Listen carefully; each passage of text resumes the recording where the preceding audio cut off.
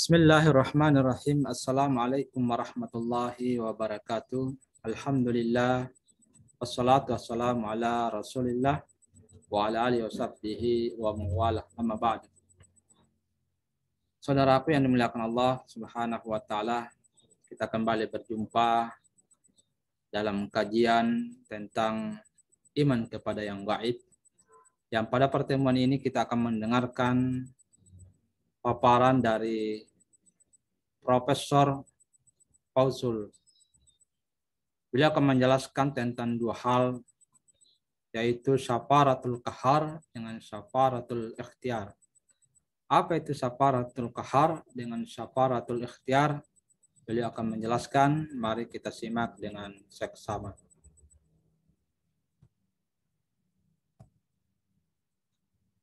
Terima kasih, Gus. Assalamualaikum warahmatullahi wabarakatuh. Waalaikumsalam warahmatullahi wabarakatuh. Para guru kami yang kami hormati, Prof. Imam dan Prof. Muncauras dan yang lain, wabil khusus juga Gus Wahid selaku guru kita pada malam ini yang kami hormati. Saya sebenarnya tidak berpretensi bahwa itu adalah segenap curahan ilmu yang tumbuh dari diri pribadi ya, karena saya sendiri adalah insan sangat terbatas. Jadi ada yang lebih sesungguhnya berhak memberitahukan atau menginformasikan terkait dengan apa ilmu yang gaib ini atau beriman kepada yang gaib. Dulu Pak Prof. Imam Prayoga sudah cukup banyak menyampaikan hal yang terkait dengan ini. Paling tidak saya hanya ingin menginformasikan bahwa kehidupan ini, istilah Sukhmeter itu adalah dalam bukunya Beautiful is Small itu gebrakan langsung ya. Artinya hidup itu sesuatu yang terus berjalan ya menuju suatu puncak yang akan dicapai. Jadi tidak akan bisa berhenti kecuali adalah menggebrak langsung. Dan puncaknya adalah kematian itu. Dan itu dialami dengan dua fase. Fase pertama adalah fase safarul qahri. Jadi perjalanan yang terpaksa. Kemudian yang kedua adalah fase safarul ikhtiyari. Di perjalanan yang didasarkan kepada pilihan sukarela. Jadi pilihan Tuhan. Nah, qahrus safar itu perjalanan terpaksa itu ya sebenarnya sehari-hari ada pada sifat manusia itu ya. Thomas Alexis Carr ya, dalam bukunya Man the Unknown ya, itu sangat berdecak kagum dan tidak mendapatkan sesuatu ilmu yang utuh mengenai kerumitan organ-organ manusia itu.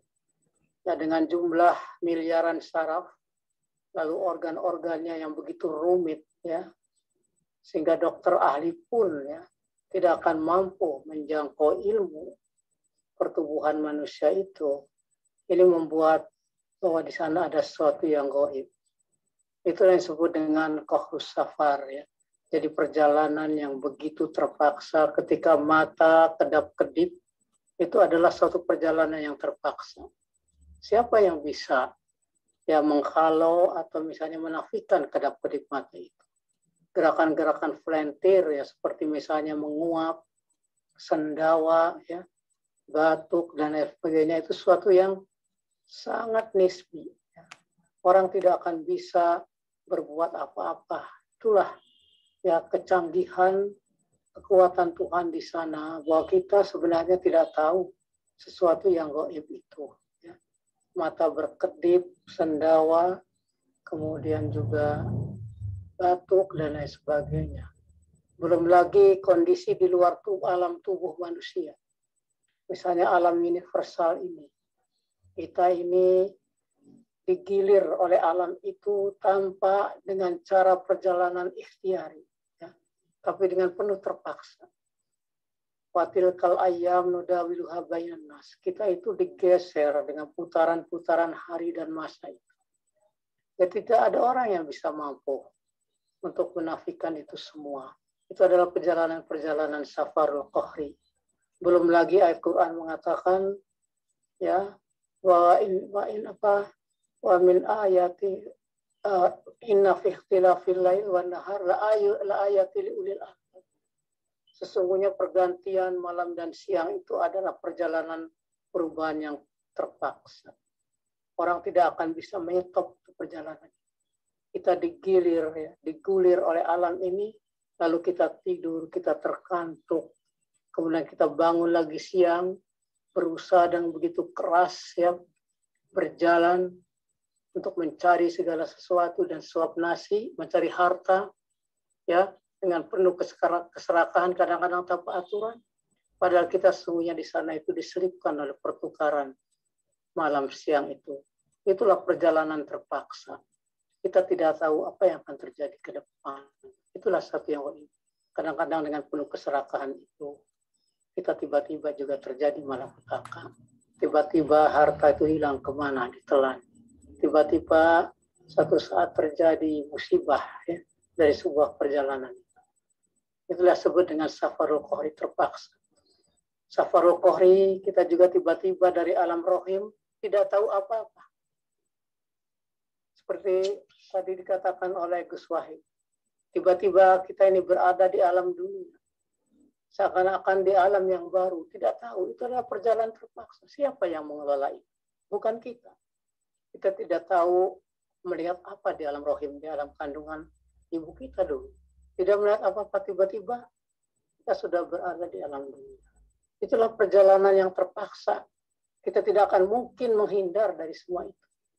Belum lagi nanti ke depan kita berjalan di alam barzah, di alam kubur dan di alam akhirat. Itulah safarul qahri. Perjalanan yang terpaksa yang tidak mungkin kita akan kembali dari semua itu. Menarik diri tidak ada. Karena kita gaib dengan itu. Nah, kalau kita ini tidak berdaya, pantaskah kita ini arogan kepada Allah SWT? Pantaskah kita ini berlaku congkak atau sombong? Sementara kita buat teknologi yang canggih pun, di luar jangkauan kita, kadang-kadang terjadilah satu kegaiban dari sebuah kerusakan kapal itu.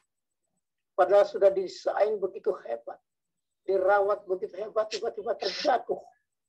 Maka tadi Gus Wahid mengatakan wa indahu mafatihul ghaibi la ya'lamu illahu wa ma tasqutu min waraqatin illahu.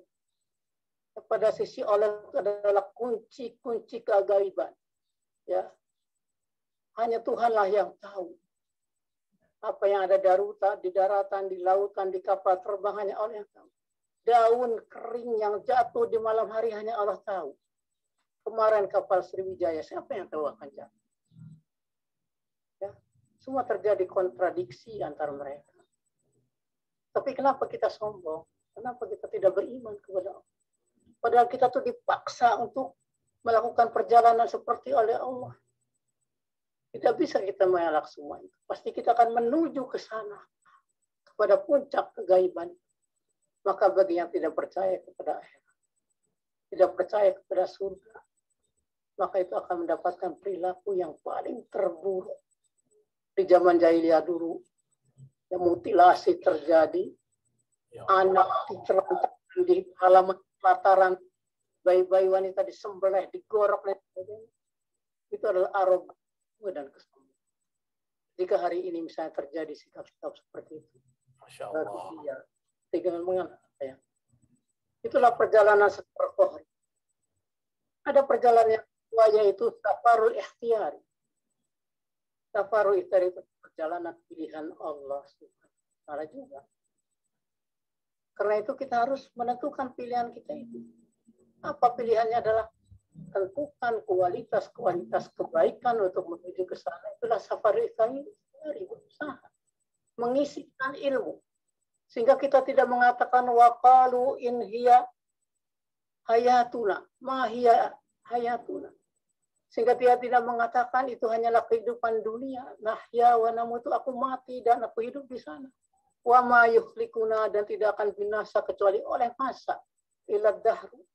Itulah yang tidak percaya dengan gaib. Kata Allah, wa ma lahum bidzalika min ilmin, yang demikian itu karena mereka tidak mempunyai ilmu pengetahuan. In hum yadunun, mereka hanya dengan pikiran-pikiran yang buruk sangka, yang persangkaan saja. Ya. Masya Allah. Karena itu maka perlu kita safarul ikhtiar. Safarul ikhtiar itu adalah mari kita bangkitkan motivasi ini ya untuk membangun etos ke depan. Kenapa ada urgensi, ada akhirat, urgensi ada supaya kita bisa membangun etos kedepanan. Al-Ghazali mengatakan bahwa akhirat itu membangun motivasi agar kita ini menuju ke depan lebih cerah. Agar kita mempersiapkan diri, memotivasi diri, membangkitkan diri dengan upaya-upaya kualitas. Itulah safar ikhtiar. Perjalanan dengan upaya keilmuan, dengan upaya ilmiah. Ya. Safar ikhtiar. Tapi jangan lupa, safar kohri tadi adalah pada saat kita ketemu. Karena itu, ketika orang mati, dia mengatakan si mayit itu kepada hartanya, wahai harta, aku dulu lupa dengan segala hal. Lupa dengan keluarga, lupa dengan teman, lupa dengan Tuhan. Kecuali aku ingat serakah dengan harta saja yang aku dapatkan. Kini aku mau mati. Si mayat mengatakan, kini aku mati. Lalu aku pergi. Si mayat hanya mengatakan, Anda tidak akan bawa apa-apa. Anda hanya akan membawa kain kafan untuk Anda. Itulah ya, suasana yang sangat harus kita siapkan. Karena itu mari kita membangun kepastian, yaitu sebuah rujukan adalah iman. Iman. Masya Allah, luar biasa.